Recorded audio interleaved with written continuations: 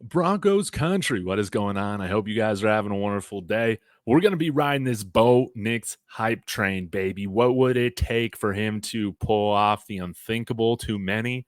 And that's win NFL Offensive Rookie of the Year. What would it take? We're going to dive into it. Y'all be sure to let me know your thoughts on what you expect from him this year and what you think it would take for him to win this award. So hit that like, let me know, and subscribe. We're on our way to world domination, 1,000 subs. Appreciate everybody new who's come in to support the channel. Much love. Now let's go ahead and get into it. I wanted to go back and look at the previous quarterbacks recently who have won the Offensive Rookie of the Year award. That would be CJ Stroud last year, Justin Herbert in 2020, Kyler Murray in 2019, and Dak Prescott back in 2016.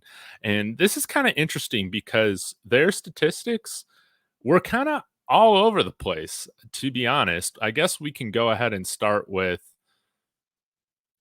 probably we'll go from 2016 forward, okay, guys? So let's take a look at Dak Prescott here, and I'll try and zoom in so you guys can see this pretty well.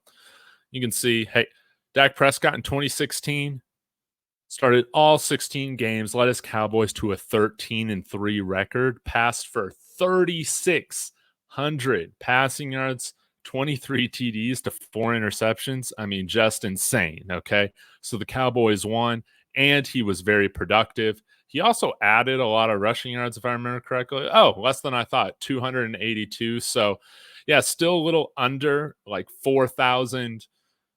He was around 3,900 yards, like all purpose, which is, I mean, fantastic for a rookie, especially being a 4th-round rookie. And he crushed it, okay? Now let's look at Kyler Murray. Little bit different, all right? He started all 16 games, 5-10-1 record. Arizona Cardinals had 20 touchdowns to 12 interceptions. And then you see the yards, 3,700. I mean, that's still very productive for 16 games. That's averaging, I think, like,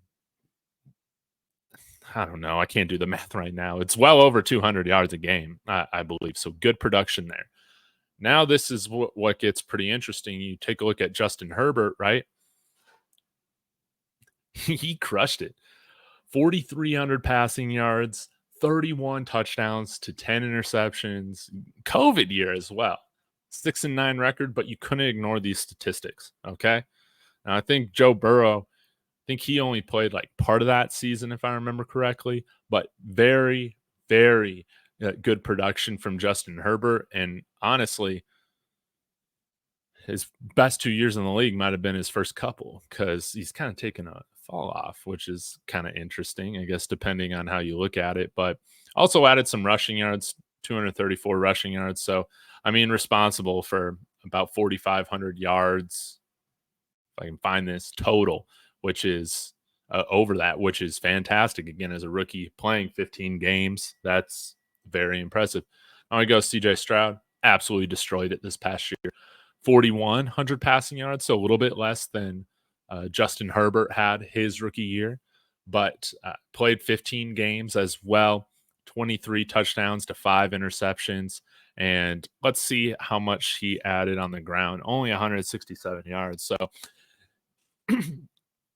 for the most part, you know, if you're somewhere between that 4,000 and 4,500 all-purpose yards, because I think Bo Nix is going to run a lot. I think you're in for what could be a really good season. Now, to compare this type of production with what we just saw this past year, let's just go ahead and look at it. Russell Wilson, 66% completion, barely touching 3,000 passing yards, 26 touchdowns to 8 interceptions. That's a really good ratio.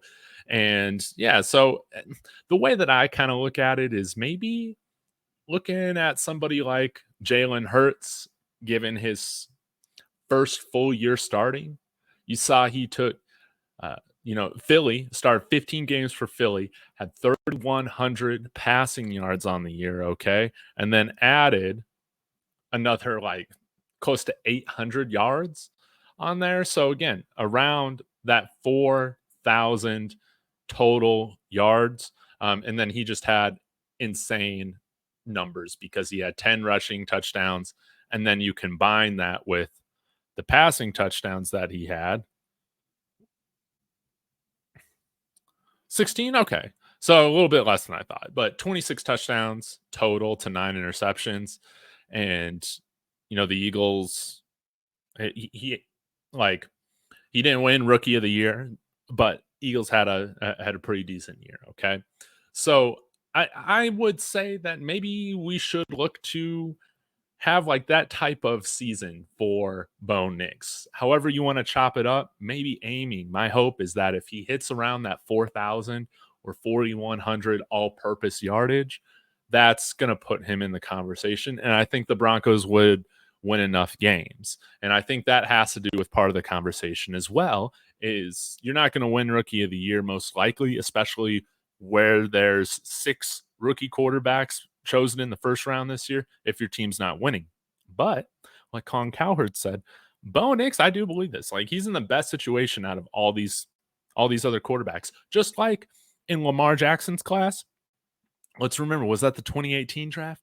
You had Baker Mayfield, Browns, Sam Darnold, Jets, Josh Allen, Bills, Josh Rosen, Arizona Cardinals, and the 5th quarterback off the board, Lamar Jackson, was the Ravens. By far the best situation for anybody to go to. So the Bears, they have a ton of weapons, but again, they have never had a 4,000-yard passer in their history. That has to change at some point, right?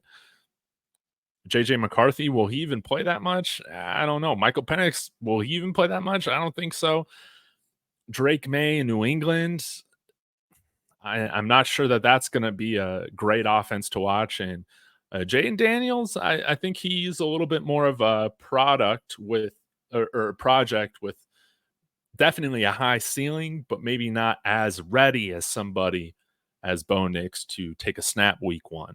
But if Bo Nix is able to take a snap week 1, this is what I'm hoping for. If he's going to be in the rookie of the year conversation, okay. If he starts for us, I'm thinking 30, let's say he averages 230 passing yards a game, okay? What did Russell Wilson average last year? Let's get to this. He averaged 204, okay? So if he can average 230 yards a game, puts him at 39-10 on the season, okay, for passing. Then let's say he adds another 500 on the ground because I think Bo Nix could have some games where he is running quite a bit. Okay. Maybe that sounds a little crazy to some, but the man can use his legs and he's built in a way in which he should be able to run outside and be all right. But let's just say he adds 400 or 500 yards. Okay. I'll stick with 500. I'll go the optimistic projection with this. But that would put him at around 44 to 4,500 all-purpose yards, okay? And maybe he's able to have somewhere around 30 touchdowns to like 10 interceptions.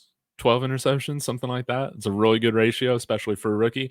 But I'm expecting him to have, again, that high floor. He's a high floor kind of play. I want to see a high floor rookie play. And if he really is a high floor rookie, he should be in consideration for offensive rookie of the year. So I guess that's my prediction. Slice it up however you want. But between passing and rushing, I think he should be aiming for that 44 to 4,500 all-purpose yards on the season. 30 touchdowns. Keep the interceptions fairly low because, again, his decision-making and accuracy are some of his strengths coming into the NFL now. And I would assume that for him to win this award, the Broncos got to go at least 9-8. And this is another conversation for another video. Are the Broncos a better team than we saw last year? Where did they downgrade? Where did they upgrade? Let's talk about that. But I'm going to tease y'all with that a little bit. I'll get to the record prediction here in another video. Y'all let me know your thoughts. Is this a little too crazy to think of Bo Nix as being one of the offensive rookie of the year candidates? Let me know your thoughts in the comments. Subscribe, like, and as always, y'all, go Broncos.